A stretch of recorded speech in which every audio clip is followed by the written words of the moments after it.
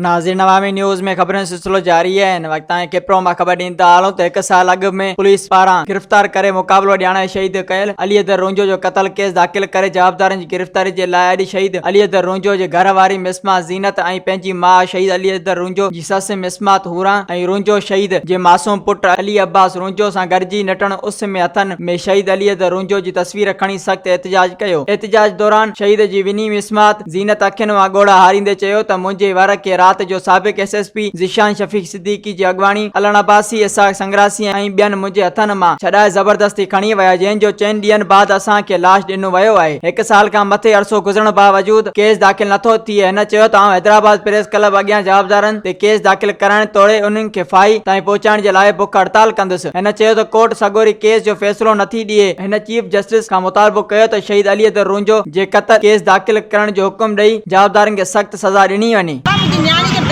अलीदर शहीद के बेदर्दी सां मारियो अथनि ऐं अलीदर सां ज़ुल्म कयो अथनि, हुनजा नूंहं कढिया अथनि, हुनखे गोॾा कढिया अथनि, हुनखे बेदर्दी सां मारियो वियो आहे।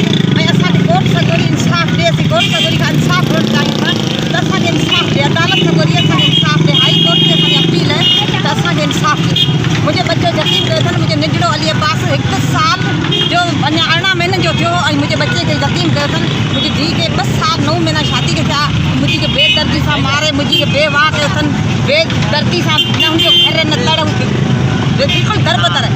असांखे कोर्ट सगोरी इंसाफ़ ॾिए। मुंहिंजे अलीदर शहीद सां छो ॾो ज़ुल्म थियो आहे, मुंहिंजी उते कोर्ट सगोरी खे अर्ज़ु ऐं अपील आहे त मूंखे इंसाफ़ जी अर्ज़ु मूंखे इंसाफ़ जा गुरू असांखे ज़ुल्म कयो अथनि, ज़ुल्म कयो अथनि।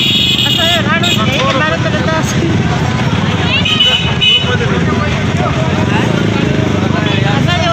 कोर्ट सगोरी अपील आहे त असांजो ज़ुल्म कयो अथनि, मुंहिंजा बच्चा मासूम यतीम कयो अथनि, मूंखे इंसाफ़ खपे।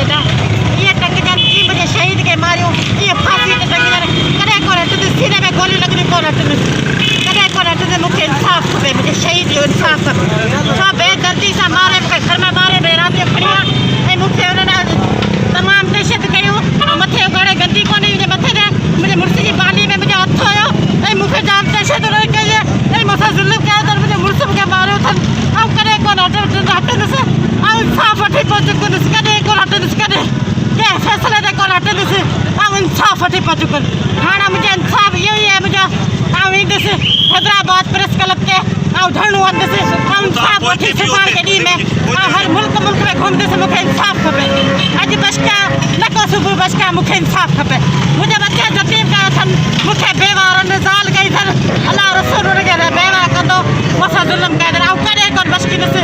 हाणे पाण निकिरंदुसि, पाण कॾहिं कोन हटंदुसि, मूंसां कार कयो अथनि, मूंखे हथु मारियो, मुंहिंजा ज़ुल्म कयो अथनि, कॾहिं कोन बचकी। मज़ीद खबरों और तफसीलात के लिए विजिट करें हमारी वेबसाइट www.awamiNewsHD.com।